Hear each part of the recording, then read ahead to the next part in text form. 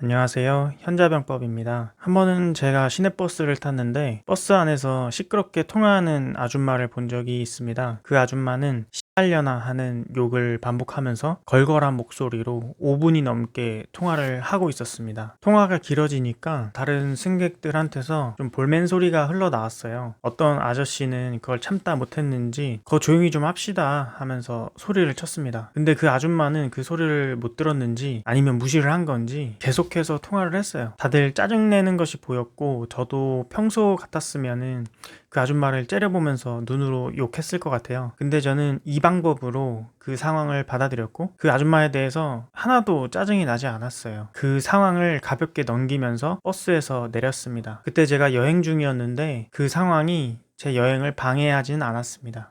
원래 저라면 그러지 않았을 것 같은데 제가 욱하거나 짜증이 나지 않는 게 신기했어요. 오늘은 이 방법에 대해서 얘기를 해볼게요. 주제는 짜증나는 상황에서도 욱하지 않고 기분을 유지하는 방법입니다.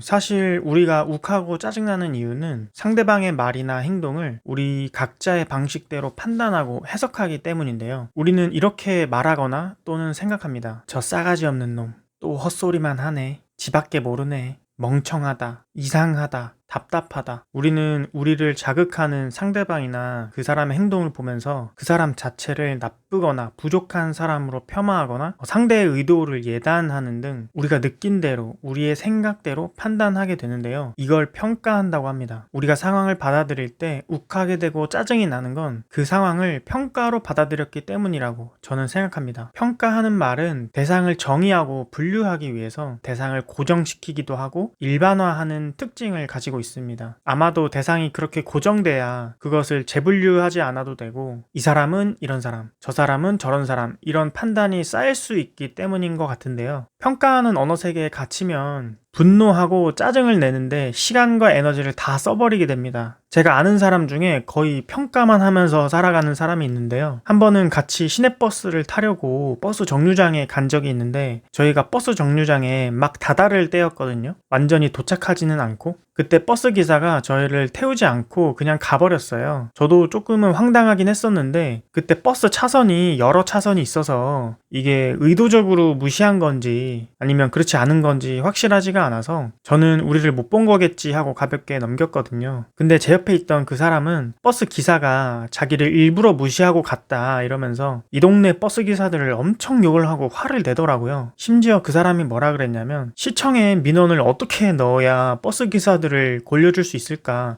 이런 걸 진지하게 고민하더라고요. 그래서 좀 궁금해졌습니다. 이런 경우가 살면서 한두 번이 아닐 텐데 그러면 오래된 일도 다 기억하냐고 물어봤어요. 근데 그 사람이 뭐라 그랬냐면 그걸 어떻게 잊냐 이렇게 말하더라고요. 저는 삶에 대한 그 사람의 기억이 분노의 순간들로 쌓이는 것 같아서 속으로 너무 안타까웠습니다. 셀 수도 없이 그 많은 상황에서 항상 분노하고 자기를 화나게 했던 사람들을 벌 주려는 데에만 온통 자기 관심과 에너지를 쏟더라고요. 그러느라 정작 진짜로 에너지를 쏟아야 하는 곳에는 에너지를 쓰질 못해요. 에너지가 없으니까. 예를 들면 자기의 일이나 미래, 건강, 현재 생활 같은 중요한 것들이요. 우리 모두는 이미 이런 언어에 너무 익숙해져서 이런 언어 세계를 벗어날 생각조차 하기가 어렵습니다. 그럼 어떻게 하라는 말일까요? 말을 하지 말라는 걸까요? 당연히 아닙니다. 평가보다 더 좋은 방법이 있는데요. 바로 관찰하기입니다. 관찰이란 것은 우리가 처한 상황에서 어떤 일이 일어나고 있는지를 객관적인 사실로서 받아들이는 것입니다. 상대방을 평가하지 않고 상대의 의도를 추측하지 않고 이 사람은 이런 사람이다, 저 사람은 저런 사람이다, 이런 걸 다 빼고 나서 그 사람이 했던 말이나 행동으로부터 정말 구체적이고 명확한 사실만 뽑아내서 이해하는 거예요. 평가하는 말을 관찰하는 말로 한번 바꿔보겠습니다. 친구가 화를 냈다. 이건 평가입니다. 친구가 언성을 높였다. 이게 관찰이죠. 아이가 말을 듣지 않는다. 이건 평가입니다. 넌 내 말에 싫다고 했다. 이게 관찰이죠. 무시한다. 이건 평가죠. 관찰은 문자를 보냈는데 답장이 오지 않았다 입니다. 딴짓한다. 이것도 평가입니다. 관찰은 내가 말하는 동안 창밖을 보고 있었다. 이게 관찰이에요.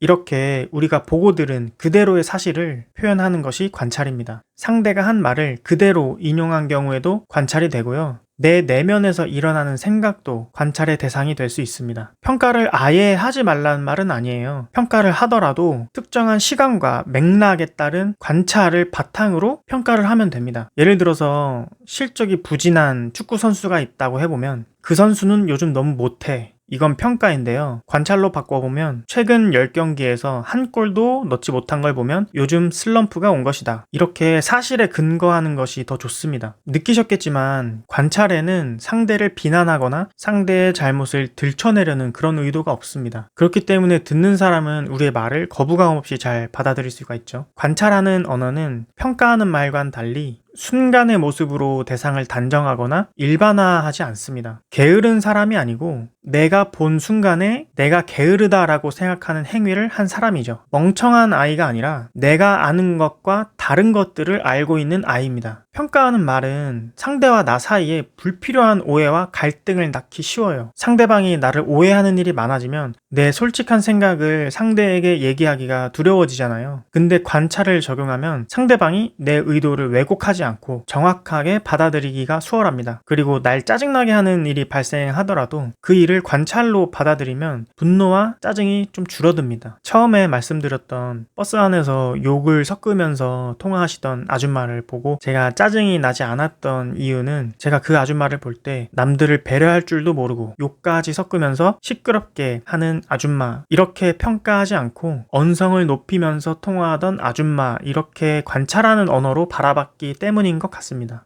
오늘은 관찰에 대해서 얘기를 했는데요. 우리는 상대를 평가하는 언어가 아니라 상대와의 연결을 도와줄 수 있는 언어, 상대를 따뜻하게 바라볼 수 있는 언어를 사용해야 합니다. 상대의 말이나 행동에 대해서 내 방식대로 판단하는 평가로 받아들이지 말고 일어난 일을 객관적인 사실 정보로만 받아들이는 관찰을 하는 것이 바로 그 시작이라고 생각합니다. 말씀드린 것처럼 우리 언어가 누군가를 평가하는데 너무 적합하다고 생각을 하는데요. 대화법을 잘 알지 못하는 사람에게는 이런 평가하는 말들이 너무나 당연한 말로 들립니다. 그래서 그런 말이 뭐가 문제인지조차 알기가 어렵거든요. 아라비아 속담에 이런 말이 있습니다. 말을 할 때는 그 말이 침묵보다 나은 것이어야 한다. 평가하는 말은 말하는 사람한테도 듣는 사람한테도 해를 끼칩니다. 이런 말을 쓰면 듣는 사람 입장에서는 내가 뜻한 대로 내 말을 잘 이해할 가능성도 떨어지고 내 말을 비판으로 받아들이기 쉽기 때문에 자기를 방어하거나 저를 공격하는 데 집중을 하게 돼요. 그리고 이런 평가는 말하는 나 자신을 불필요하게 분노하거나 좌절하게 만들고 다른 사람들과의 소통에서 소외되게 만듭니다. 결론적으로